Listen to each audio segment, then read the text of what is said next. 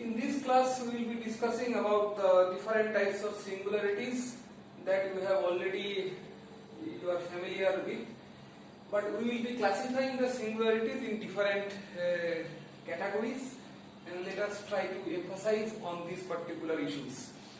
So first of all, you see that the first classification is isolated singular point and non-isolated singular points. So singular points are of two categories. One is isolated singularity and another is non-isolated singularity. Whatever we will be discussing at this point of time is the isolated singular point. At some different time I will give some understandings about the non-isolated singular points, but not in this particular class. So what is an isolated singular point? As the name suggests, isolated. Isolated means there is nothing in its neighborhood. That means that z equals to z0 is not only a singular point, but there is no other singular point. There is no other singular point. Okay, let me explain it in this way. Suppose z equals to z0 is a singular point of a function xz. But in the neighborhood of z0, at the absolute neighborhood of z0, there is no other singular point. That is what we mean by isolated singular point. Isolated means it is itself, it is alone. So at z equals to z0 there is a singular point, and the next singular point is not in the neighborhood of z0. That is what we mean by isolated singular point. Once I give you an example of non-isolated singular point, then the things will be very easy for you to understand. Okay. Let me give you some knowledge about the non-isolated singular point. Non-isolated singular point means, I am not going to the very details of the non-isolated singular point, but I will give you just an overview of the non-isolated singular point. Let us consider a function of this particular type, fz is equals to 1 divided by sine of 1 by z, or you may say cosec of 1 by z. Now you see that the singularities of this function, where lies the singularities? So obviously z equals to 0 is a singular point, z is equal to 0 is a singular point, because you put z equals to 0, it becomes infinite. So infinite, sine of infinite is an undefined quantity, sine of infinite is an undefined quantity, and that is why z equals to 0 is a singular point of this particular function. Where are the other singularities? You know that the other singularities will be at that point where sine of 1 by z, the denominator is 0. If the denominator is 0, then the function becomes undefined, and that is why that is another source of singularity. So I should say that 1 by z is equals to n pi, where n belongs to an integer, because you know that sine of n pi is always 0 and the function becomes undefined. So this is one of the criteria. So from here I can say that, okay, let me make it pi by z. For simplicity I make it pi by z. So you see that this pi by z is equals to n pi. So what is the value of z? So the value of z is 1 by n. That means the singularities are at which points? If I put n is equals to, I start from n is equals to 1. So if I start from n equals to 1, then I see that my singularities are at which points? 1, then half, then 1/3, then 1/4, then 1/5, and this continues so on. And you see that as the values of n is gradually increasing, these points are going near and near to 0. That means that your point z equals to 0. So if this is your point z equals to 0, so you see in the neighborhood of this z equals to 0, there are infinite number of other singularities also. Suppose here you take 1 by 1000. You take 1 by 1000. So that what does it becomes? N equals to 1000. It is 1 by 1000. So that is 0.001.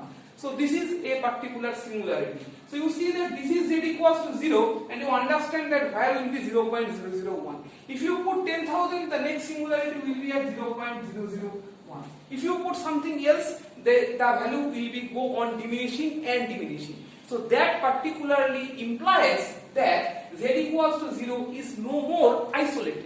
Isolated means it is alone. So you see that in the neighborhood of z equals to 0, there are many other singular points. Practically speaking, infinite number of singularities are there about z equals to 0. So this is why I call z equals to 0 to be a non-isolated point or non-isolated singularity of this particular function. So this is a special type of functions. In our practical problems, that is within the purview of your syllabus, you don't have to encounter this type of singularities in practical type of problems. So this type of singularities you may come across only in particular that find the singularity or that type of problems. But in practical problems, that is basically some integral type of complex integrals, we will be always restricted to isolated singular types of points. There is one more issue other than singularity, that is called the branch points, and from their branch cuts. So we will also discuss about those. I will give you an overview of those also, but not in this particular class. So this particular class is dedicated towards the classification of isolated singularities from the Lorentz series types of expansion. So let us come back to our issues, that is the classification of isolated singular point. I hope you have got an overview of the non-isolated singular points. So if time permits, then I will discuss about the non-isolated singular points in more details in some other classes. Right. So first of all, look at the classification. So the first classification is removable singularity. So what do we mean by removable singularity?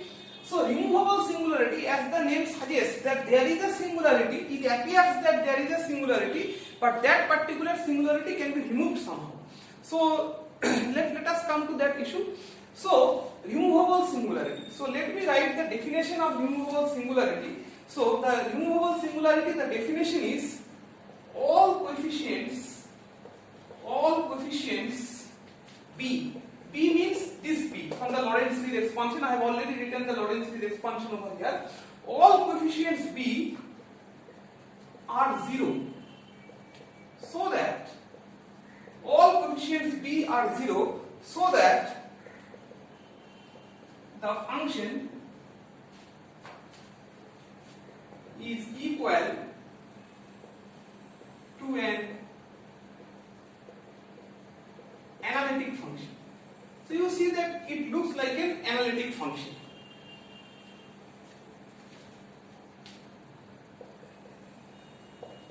Except at z equals to zc. So this is the definition of removable or non-essential singularity. So all coefficients B are 0. So what did I see? That at a glance it looks like it is a singularity, but while expanding in Lorentz series, you may see that the principal part is removed and only you are left with the analytic part. So if I find that while expanding about a particular point, you see that all the coefficients B's are 0. You see that if you remove this type of coefficients B, in this type of expansion, you know this is an expansion about the point z equals to z0, where z0 is a singularity. I repeat, this expansion shows you that I have expanded fz about z equals to z0, and z0 is a singular point. Now if you put z equals to z0 over here, you see that this part will diverge. If you put z equals to z0, this part will diverge, and this confirms that z0 is a singular point, because if I put z equals to 0, this part becomes undefined, and that is why I call z0 as a singular point. Now you think about the issue that when the coefficient b is 0, when all the coefficients B are 0, so then you will not have this part, and now there is no chance of divergence. So that is why this type of singularities are called removable singularities. Let me put up an example that will clear your situation. Suppose you have fz equals to sin z by z. Suppose this is your expansion. This is your function. Fz equals to sin z by z. Now what happens at z equals to 0? So try to answer what happens at z equals to 0. You see that at z equals to 0, what happens? You see that it is of the form 0 by 0. So it is of the form 0 by 0. So obviously z equals to 0 is a singular point. So it is a singular point. Z equals to 0 is a singular point because it doesn't give you any particular value. But once you see that if I expand this, then what happens? So if I expand this about z equals to 0, so expansion of sin z will give me what? Expansion of sin z will give me, z minus z cube by 3 factorial plus z to the power 5 by 5 factorial, and then it is minus of dot dot dot. So this makes it 1 minus z square by 3 factorial plus z to the power 4 by 5 factorial, and then minus dot dot dot. factor. So this is now the form of fz. And now you see that if you put z equals to 0, what it appears that when I put z equals to 0, it appears to be a singularity. But you see that when I expand this in Lorentz series, so then what do I find is z equals to 0 is no more a singular point, but you see it takes a form of this type. So this is why, and here you see that this contains only of the analytic part, that is in the power series of z only, power series of z square, z to the power 4 like that. But inverse power of z are absent over here. Inverse power of z means this one. So you see that all the coefficients b's are 0, and this type of singularity is called removable singular point or non-essential singular point. So I hope you have understood this type of examples. Let me show you another one. So for your clarity, I show you another example of removable singularity. So basically what you see is that the function is undefined at that particular point, but once you expand it, then it takes a proper form. So that is what is the removable singularity. So the next question is fz is equals to I write 1 minus cos z by z square. 1 minus cos z by z square. So over here also you see at z equals to 0 what happens?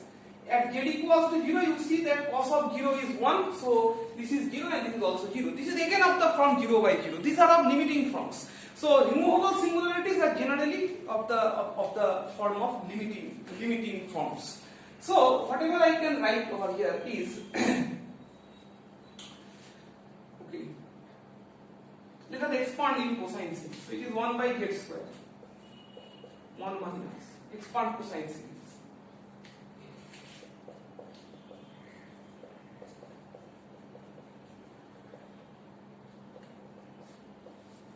So this one gets cancelled, and you have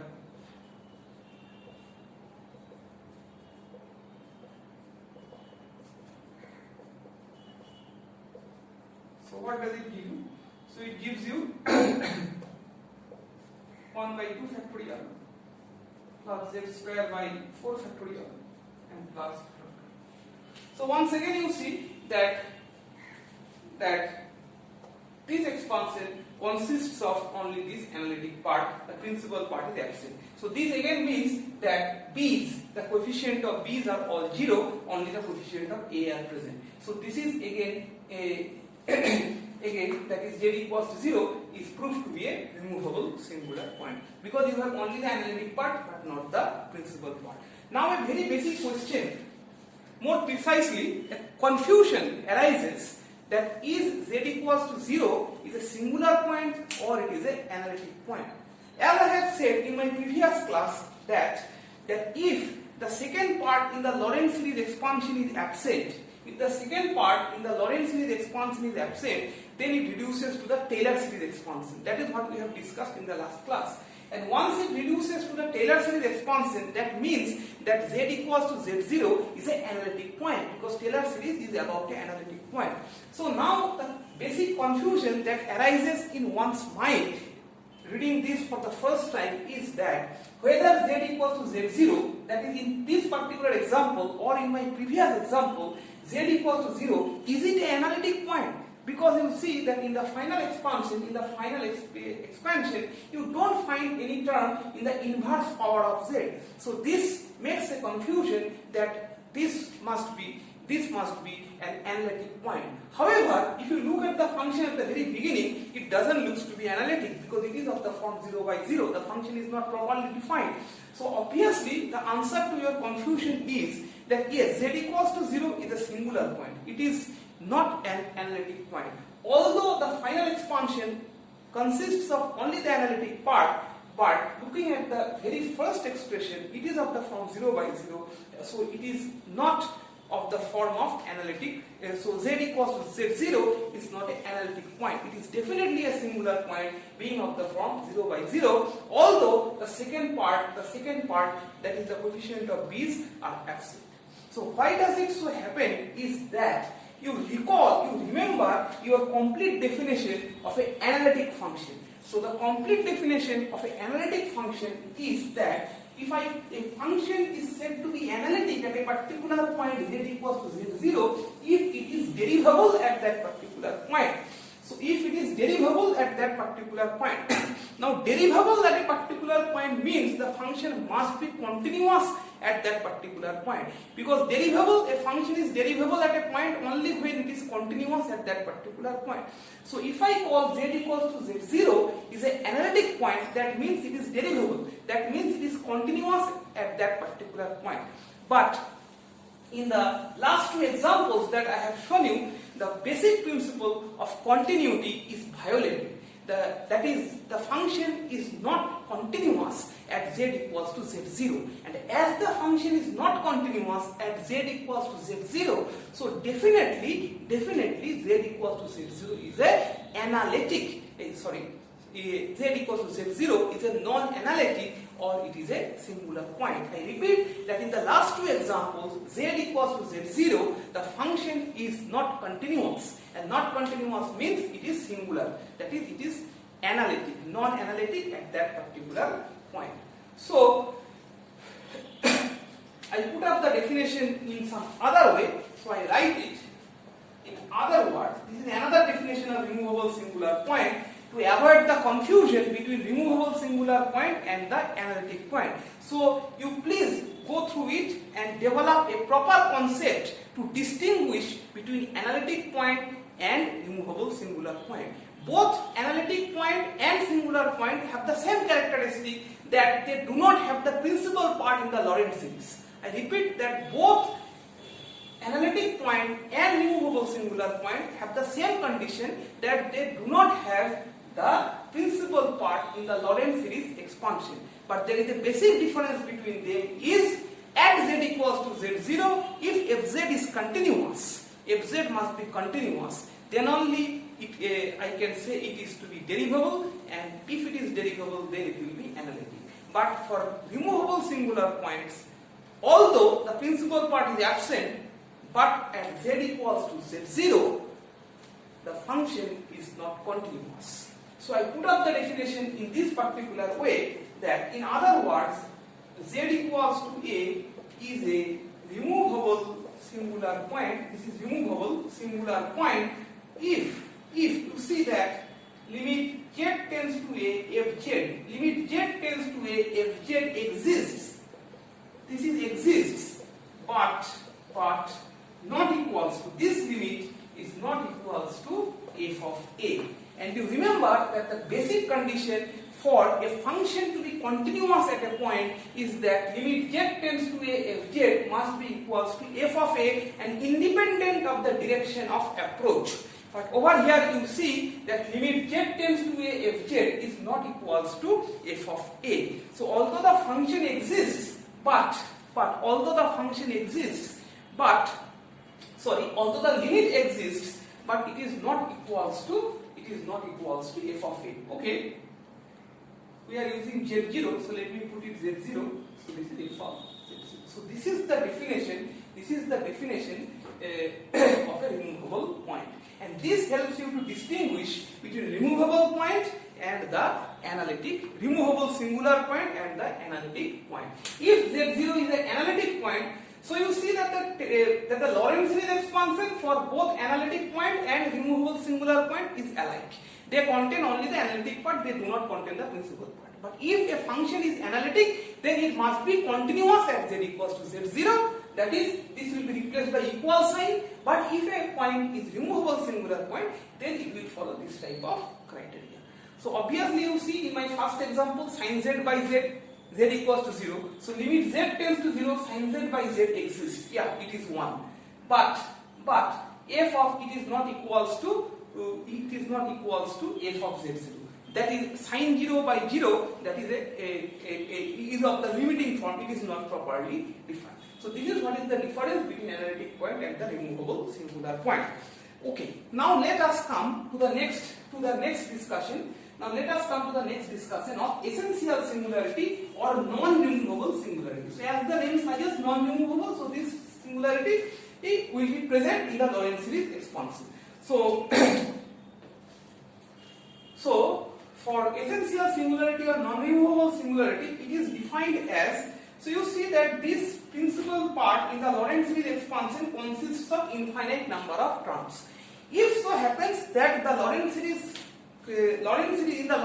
expansion, if the principal part consists of infinite number of terms, then z equals to z0 will be called an essential singular point.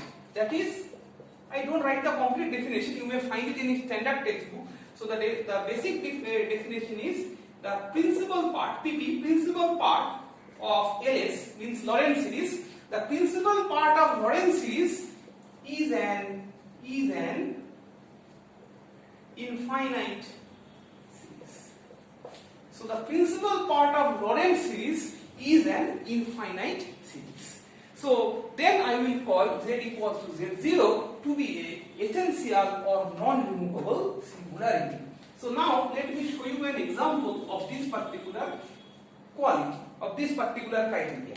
So it may so appear to you that Lorentz series it always consists of infinite number of terms. So what I am learning something different in case of essential singularity. It is always true, but that the difference you will understand once I go to the next situation, that is the poles. So then you will understand that what is the difference between this essential singularity and the poles. So now let me put up an example e to the power 1 by z. So if z is e to the power 1 by z, and you see that z equals to 0 is obviously a singular point because it is an undefined quantity at z equals to 0. So now what happens is, let me try to expand it in Lorentz series expansion or simply exponential expansion. So e to the power x, you know, so the formula is, the expansion is 1 plus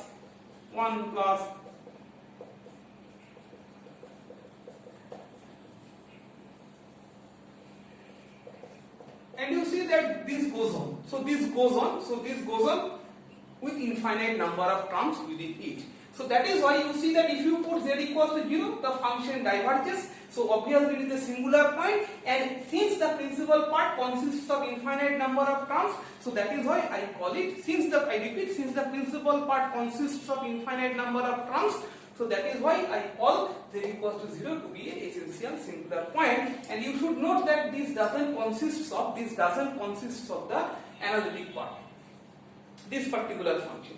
Let me show you another example. So another example is if z is equals to sine of 1 by z.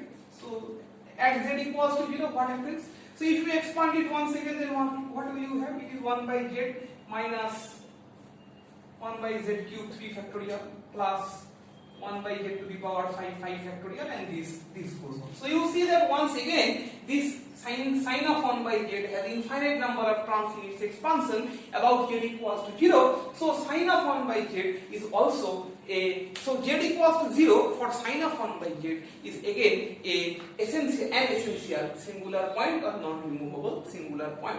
So you see that if there are infinite number of b's, I repeat, infinite number of b's, b1, b2, b3 up to b infinity. So if there are infinite number of terms in the principal part of the Lorentz series, then I will call it an essential singular point. Please understand, please develop a proper concept about the singularities, because this will play a very important role in our upcoming problems and for better understanding of different types of singularities.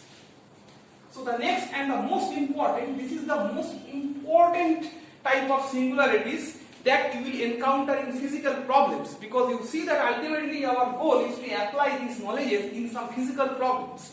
So there you will encounter poles. So poles is the most important and interesting concept in the classification of singularities. So you look at the Lorentz series expansion. If you go through the Lorentz series expansion that we have done in our previous classes, you will see that every time the Lorentz series did not consist of infinite number of terms in its principal part. Please go through the previous problems. You will get an understanding about it. Please go through those problems in which you are asked to expand about some particular point. So not within the particular range. Please go through those problems where you are asked to expand about z equals to 1 or z equals to 3 like that. So there you will see that all the terms where all the expansions were not consisting of infinite number of terms. Let me show you an example, then you will understand it better.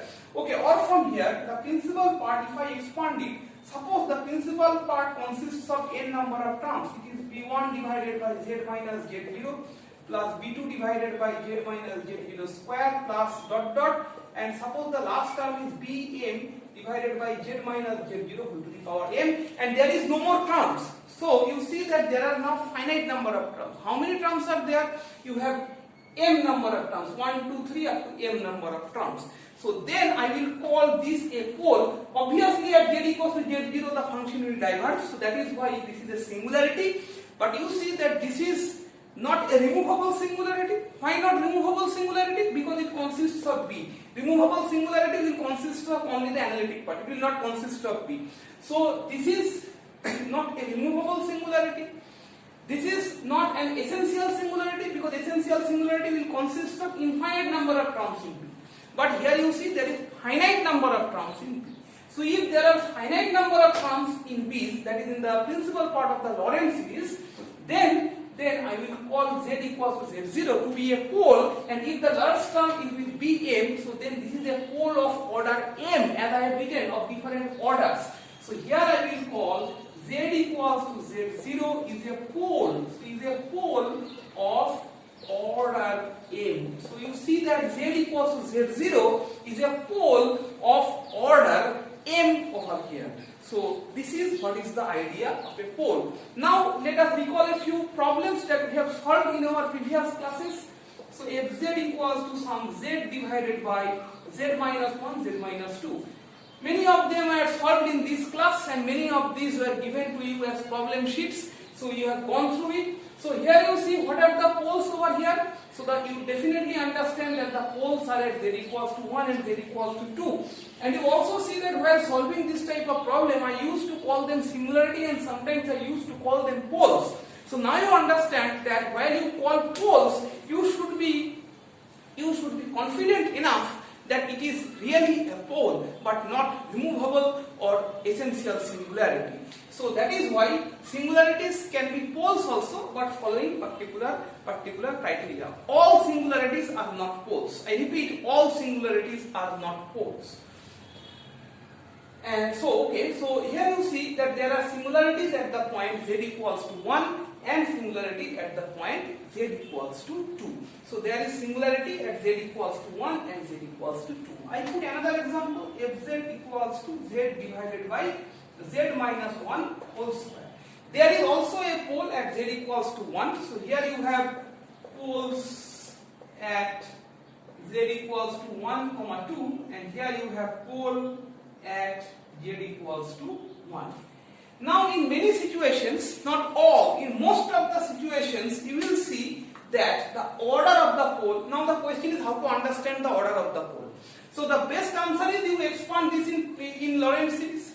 The correct form is you expand it in Lorentz series and you will automatically understand the order of the pole.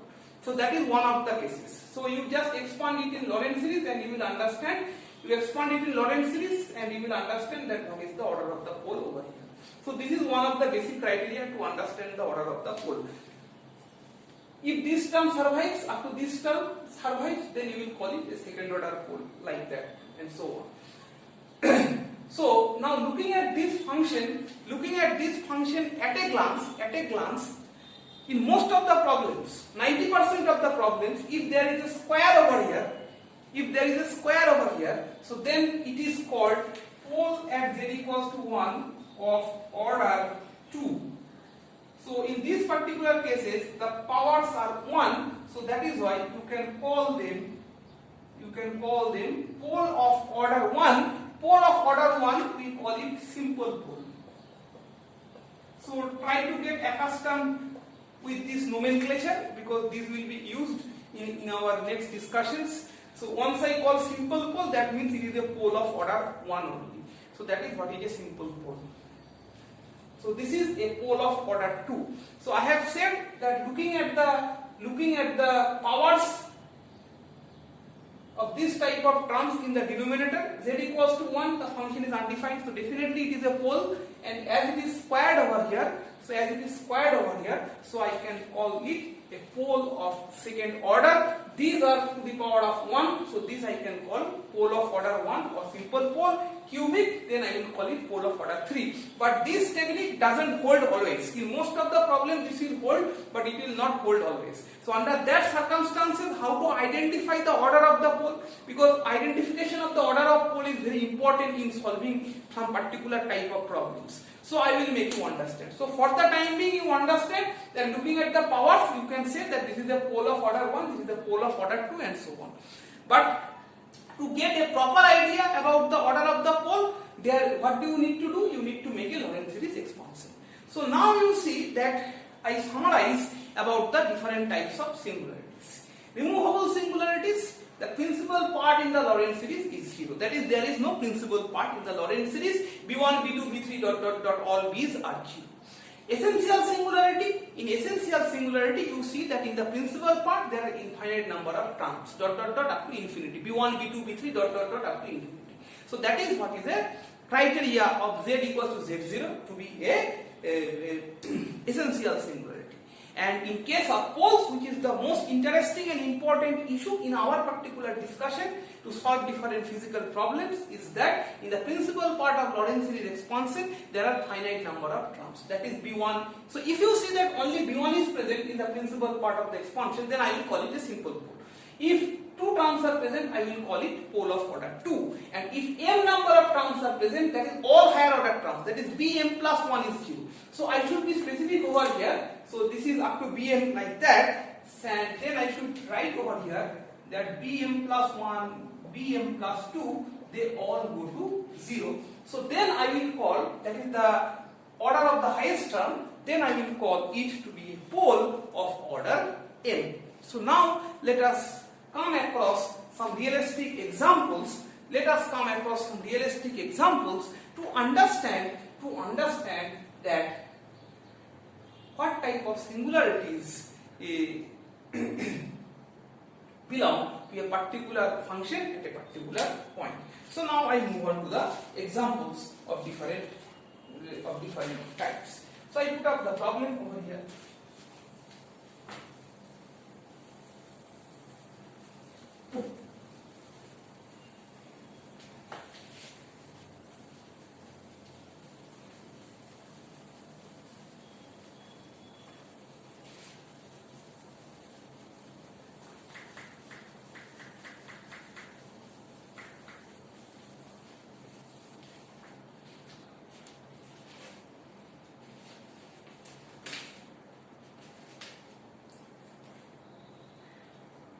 In this connection, I will also introduce a term to you that is called residue. We will have a detailed discussion about the residue in our next class. But before that, I will give you an overview of residue in this class only. The coefficient of 1 by z minus z0. The coefficient of 1 minus z by z0. That means which term? That is in the principal part b1. b1 divided by z minus z0. So what is the coefficient of 1 by z minus z0? Obviously b1, because you know it is bn by z minus z0 to the power n. So this b1 term is called the residue of a function at z equals to z0. I repeat that the b1 in the Lorentz series expansion, it's a very important term, very interesting. So it will play a very important role in our discussions. So this b1 is called the residue of the function fz at z equals to z0. Why the residue is very important? So okay, that will be discussed in the upcoming classes. For the time being, you remember that the coefficient of 1 by z minus z0 will be called a residue. So in this connection, can you answer me what is the residue? What is the residue in case of a removable singularity? The question is, what is the residue? What is the residue of a removable singularity? The answer is 0, because in case of removable singularity, you don't have the principal part. So if you don't have the principal part, all b's are 0. So definitely b1 will be 0. But there will be residue in case of essential singularity, because there are infinite number of terms. So you may take out the coefficient b1. So that will give you the residue. And in case of poles also, there are finite number of terms. Obviously b1 is present. So you can take out the coefficient of b1. So that will be the residue. Okay. So let us move on. So the first problem is, so the question for all the problems is same, that expand in Lorentz series identify the type of singularity, find the region of convergence. You know how to find the region of convergence. So the question is, expand in LS Lorentz series. Point I will provide you. Type of singularity, residue, and obviously region of convergence. So expansion in Lorentz series, you are familiar with it, and region of convergence, you are familiar with this too. In today's class, I will show you that how to identify the different types of singularities, and from this, after going through this class, you will be obviously able to find the singularities in the last classes, present in the problems of last classes or in your problem sheet. So the first problem that I set up is fz equals to e to the power twice z divided by z minus 1 whole cube about. You understand that where lies the singularity is at z equals to 1, so about z equals to 1. So you are asked to expand asked to find it. So obviously you see that z equals to 1 is a singularity of this, because as you put z equals to 1, the denominator becomes 0, the function becomes undefined. So obviously z equals to 1 is a singularity of this particular function. And now you need to identify that what is the type of this singularity. What is the type of this particular singularity? So let us move on and try to find the type of this type of singularity. So is it a pole, or is it a removable singularity, or it is a essential singularity? So definitely it is not a removable singularity, because removable singularities in general are of the form 0 by 0 at the poles, at the singular point. So if I put z equals to 1, the denominator is 0, but the numerator is not 0. So that is why you are you must understand that it is not going to be a removable singularity. Okay, let us try to expand it, and then we will draw conclusion about it, because sometimes the essential singularities are also of the form 0 by. So leave it for the time being. So let us expand it in Lorentz series. So as you are asked to expand about z equals to 1, so you remember that trick that I have introduced. So you must put z minus 1 is equals to t. About z equals to 1 means it must consist of power series in z minus 1. About z equals to 0, so then it should be z squared z cube in powers of z. About z equals to 1 means in powers of z minus 1. So that is why I put t equals to z minus 1. So my function takes the form, if I call it gt, then what is the form of that function? So it is of the form 2 times of t plus 1, I write t plus 1, and then over here I write it t cube. Right. So then I can write it t square by t cube, and then e to the power twice t. So if I expand my e to the power twice t, then what do I have? So it is 1 plus x square by 2 factorial. Then I can write x cube by 3 factorial plus dot. Okay, I may write one more term. 4 to the power 4 is 16. 16 to the power 4 by 4 factorial plus 2. If I multiply this t cube, so I have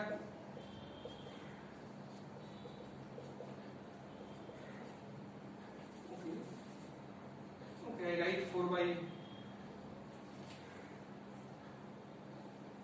factorial into 1 by t. I don't simplify the algebraic part. Plus 8 by 3 factorial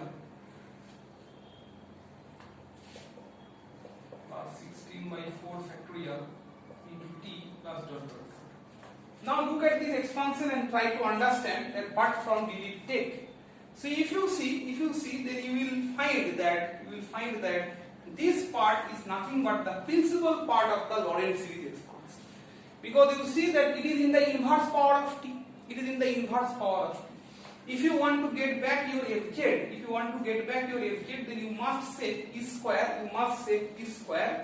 Then it is 1 by z minus 1 whole cube plus 2 times of z minus 1 whole square plus this is 2 times 2 divided by z minus 1 plus this is 3 into 2, that is 3 into 2, 4 by 3 plus this is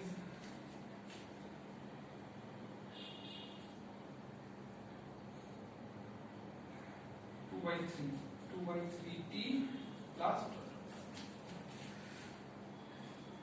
okay, I couldn't write t, but I should write z minus 1 plus 2. So you see that this part, these three terms, this is the principal part of the Lorentz series, and this is the analytic part.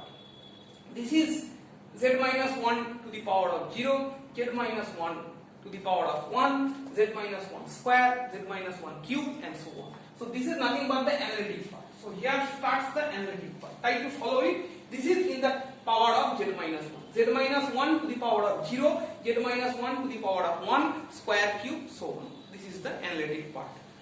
But we are interested in the principal part. We are no longer interested in the analytic part. So look at the principal part. What are the terms present over here?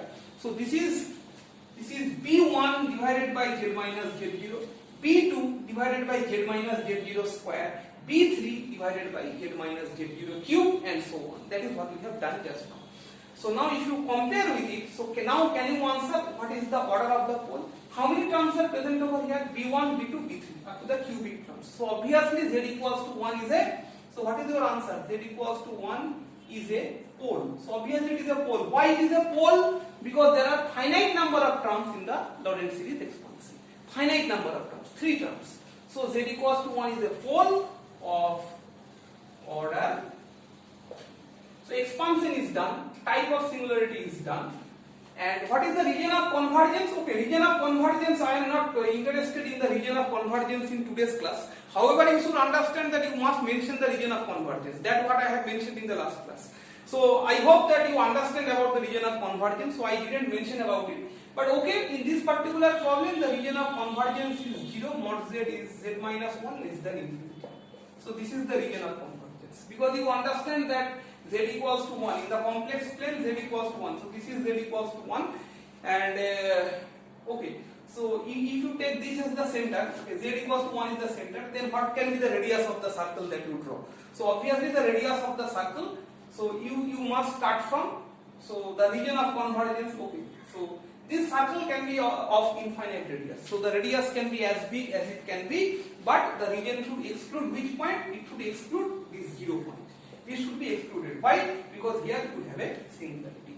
So the region of convergence is at all points. So what is the region of convergence? The region of convergence is all space except the point z equals to 1. So that is why I put the region of convergence in this particular way.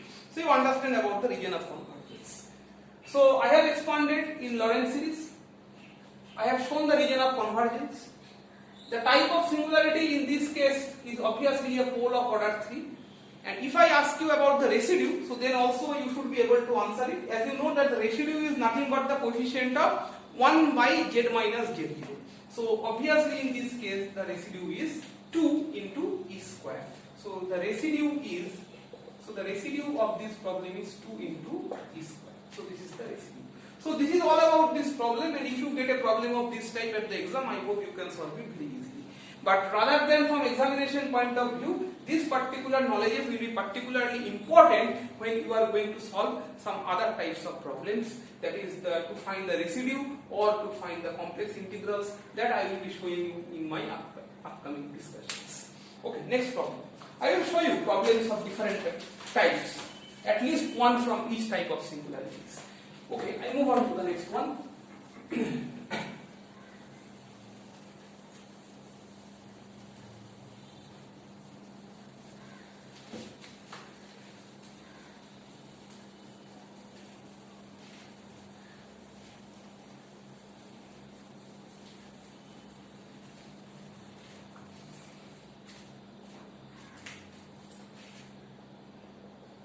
Z minus 3 sine of 1 divided by z by 2.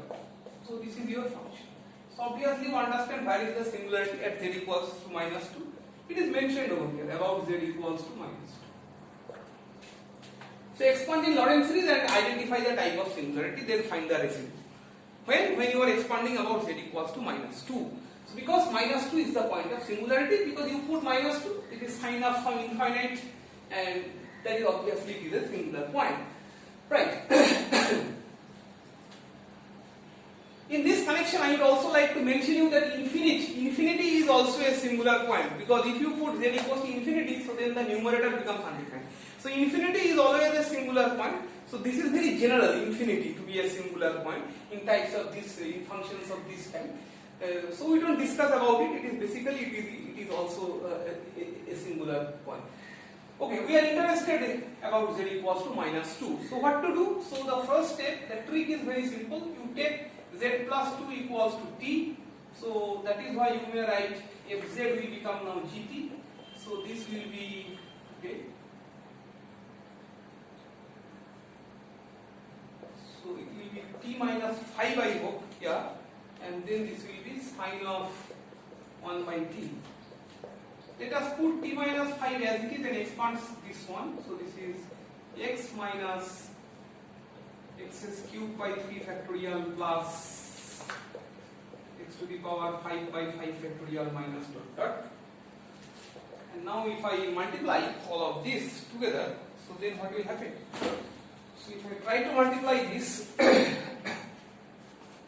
so I multiply with t first. So this is 1 minus 6 by t square plus 1 by 120 to the power 4 minus dot dot. So this is when I multiply by t, and next I multiply by 5. So this is minus 5 by t, minus 5 by t, then it is plus 5 by 6 t cube, and then minus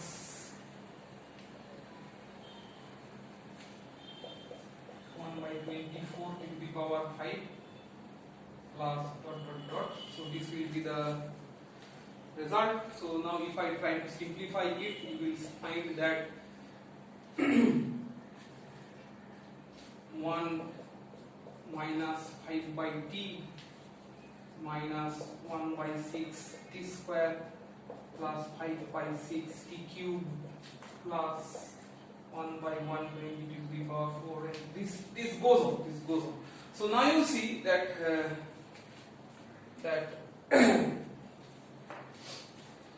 the principal part, we start from here. The principal part, this is gt. If I convert it into fz again, so 1 minus 5 by 2 c is z plus 2 minus 1 by 6 z plus 2 whole square plus 5 by 6 z plus 2 whole cube, and so on, moving on. So what happens over here, you see that in z plus 2 you are asked to expand about z minus 2, so the terms will be in the powers of z plus 2. You see that the inverse power of z plus 2, inverse power of z plus 2, how many terms are there? So you see that there are infinite number of terms over here. You see that at z equals to -2 the function diverges, so obviously -2 is a singular point, and as the principal part consists of infinite number of terms, so obviously it is a what type of singularity? It is a essential singularity. Z equals to -2 is a essential singular point. What is the residue over here? So obviously the residue is coefficient of this one. Obviously it is -5. So the residue is -5. What is the region of convergence? Actually, if you want to solve it in a systematic way, then you have to define the region of convergence first before you move on to the problem. So obviously the region of convergence in this particular problem is z plus 2, that is less than infinity. Because you see that there is no other singularity other than z equals to 2. You see that where is the singularity? So one of the singularity is at 2, is at -2. One of the singularity is at -2. So that will be taken care by this. So other than the center. So if this is your region of convergence, so it is convergent everywhere. It is convergent everywhere except at the center, because at the center means -2. There it diverges. So except at the center, so that is being taken care by this 0. That is 0 radius starts from center. So the radius must be greater than 0. But the radius at best it can be just less than infinity, because you see that infinity is again another singular point. So it is convergent between 0 and infinity. So that is what is the region of convergence. So if you want to solve it systematically, that is at the time of exam, so first of all you must identify the region of convergence, and then only you go for a Lorentz series expansion, because you know that the region of convergence plays a very important role, especially when you are expanding in binomial series. It plays a very important role. That is what is known to you from your last classes. Okay, let me show you the next example.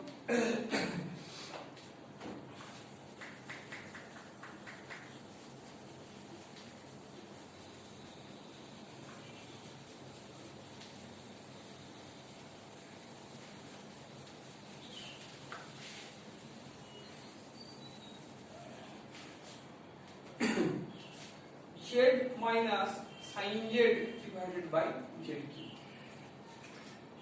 about Z equals to 0. So you see that it is of the form 0 by 0. It may be a removable singular point, 0 by 0 form. You have accustomed with two problems. You have encountered two problems of 0 by 0 form. So let us see if it is a removable singularity or not.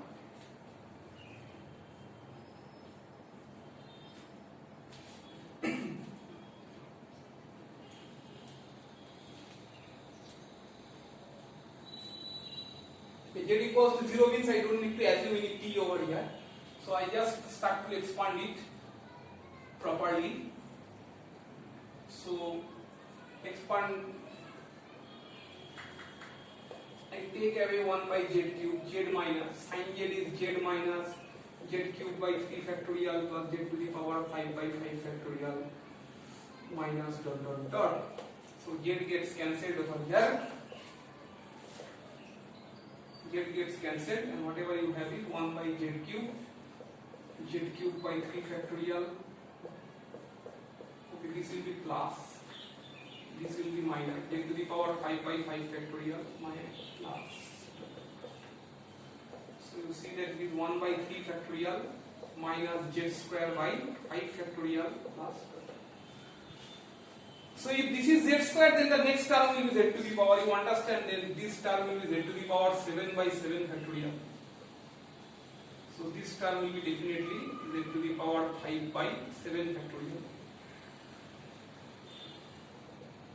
So what actually happens over here is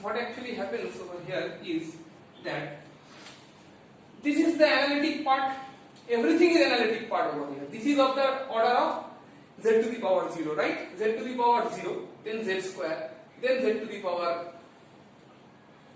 then Z square, then Z to the power 5, then it will be some Z to the power, it will be some.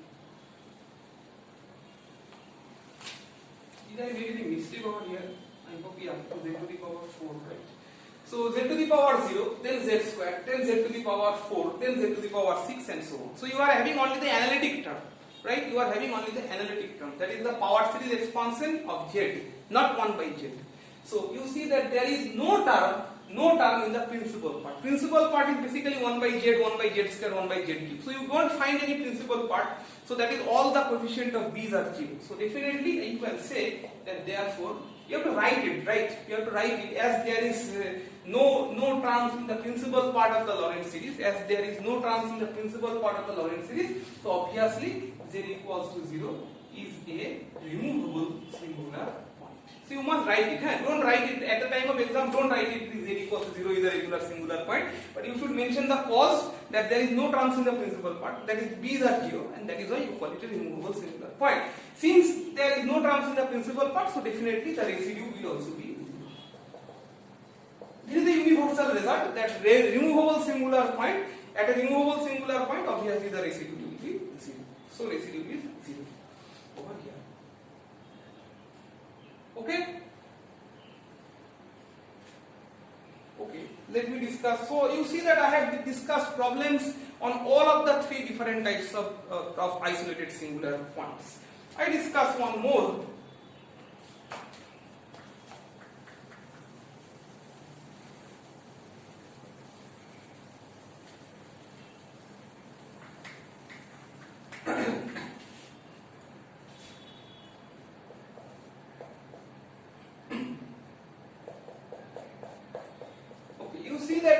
Singularities at -1 and -2, but in the question it is asked to discuss about -2. So what is the nature at -2? So obviously z equals to -2 is a singularity, and what is the nature of it? Okay, I will be discussing it. So again I put z plus 2 is equals to t. So z equals to t minus 2. I substitute over here. So my gt, don't write ft because it is different function. So gt is now, okay, it will be t minus 2. Okay, this one will be t minus 1 and then it will be a t. Okay, yeah. I take minus form, I write t minus like this, and over here I write 1 minus t to the power of minus 1. Now the question is, why did I write it in this particular way? Now you see that the region of convergence plays a very important role. So you try to understand that if a problem has two or more number of singularities, then the region of convergence plays a very important role. But if you have only one singularity, then obviously the region of convergence will be starting from 0 up to infinity. So if there are two singularities, as in this problem, one of the singularity is at -1 and another is at -2. So now you see that the region of convergence plays a very important role. Okay, you may mark it on the right side. So this is my complex plane. Where are my singularities? -1 and -2. So my singularities are at -1 and at -2. So what actually happens is, there is a singularity and here is a singularity. Now you are interested about this singularity. So what is the region of convergence? So the region of convergence must not include this singularity, because at singularity the function will diverge. So the expansion is valid over where? The expansion is valid within this particular region. This particular region means what is the radius? So this radius is how much? So obviously this radius is 1 unit. This is 1 unit. Basically just less than 1 unit, because this is the center and this is the radius. So what is the region of convergence? The region of convergence of this particular problem is, region of convergence is what? Region of convergence is 0 less than z plus 2, right? Z plus 2, and that must be less than 1. So this is the region of convergence. So the radius of the circle, that is the radius of this circle, must be greater than 0. Okay, greater than 0 means it should not enclose this point, but this circular region also should not enclose 1. Because if it is 1, if the radius is 1, that means it touches this singularity. So the radius must be just less than this. So please go through the last class. If you didn't go through the last class, please go through the last classes. So then you will understand properly the idea about region of convergence. The last two classes basically. So now if z plus 2 is my t, so obviously over here you can write that t is what? Less than 1. So t is less than 1, and that is why this t is less than 1, right? T is less than 1, and you may expand it binomially. Okay, so minus. So as I have said today only, that region of convergence plays a very important role when you need to expand it binomially. So basically when there are multiple poles. So this is 1 minus 2 by t, and then over here you can write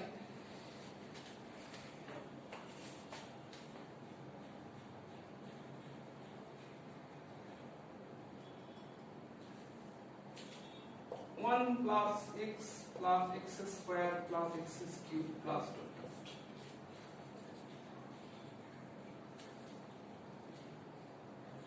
Let me take care of the negative sign. 2 by t minus 1. 1 plus t square plus t cube plus dot. So here you will have 2 by t plus 2. I multiply by 2 by t plus 2 plus 2t plus 2t square plus dot.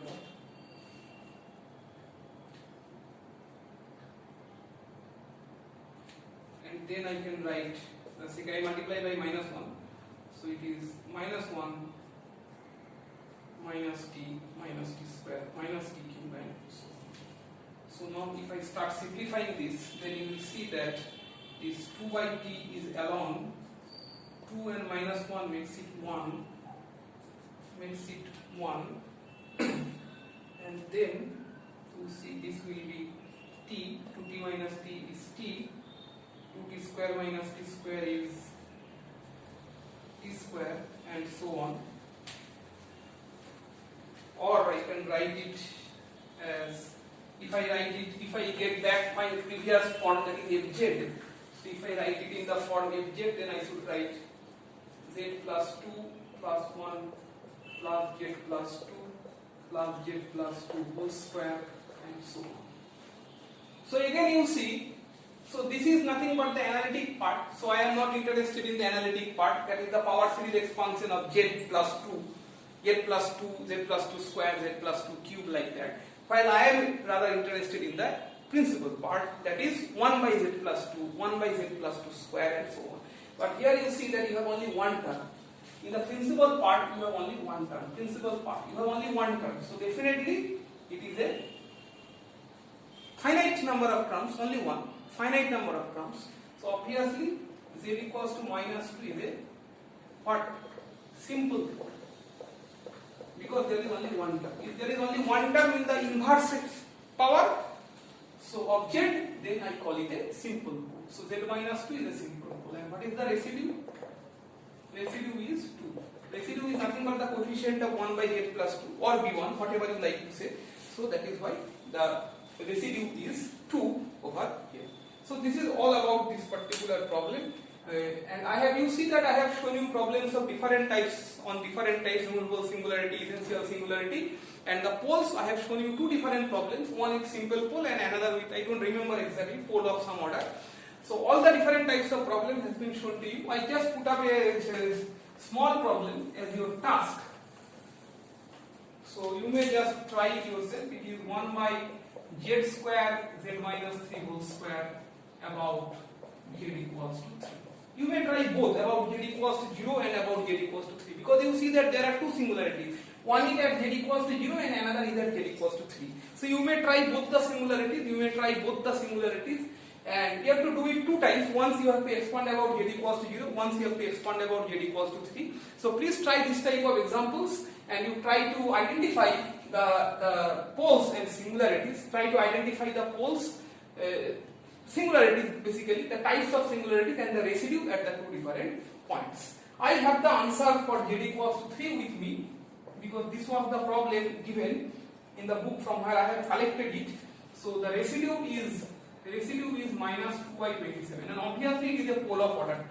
So it is a pole of order 2 because there is a square over here. So it is a pole of order 2, and obviously the residue is minus 2 by 27. Please try it yourself and be confident. And z equals to 0, the answer is not with me, so you just do it yourself. Okay, so this much for today's class. Hopefully you have developed a good idea about the classification of different types of isolated singularities, and to find the poles of different order, to find the residues, and I identify them from the Lorentz series expansion. You also have developed a preliminary idea about the non-isolated singular points. So that was also an important issue, but let us restrict ourselves for the time being for a couple of classes to isolated singular points only, and then obviously we will discuss about the branch points and more discussions on non-isolated singularity. So this much for today's class. So let us meet on the next class. Thank you.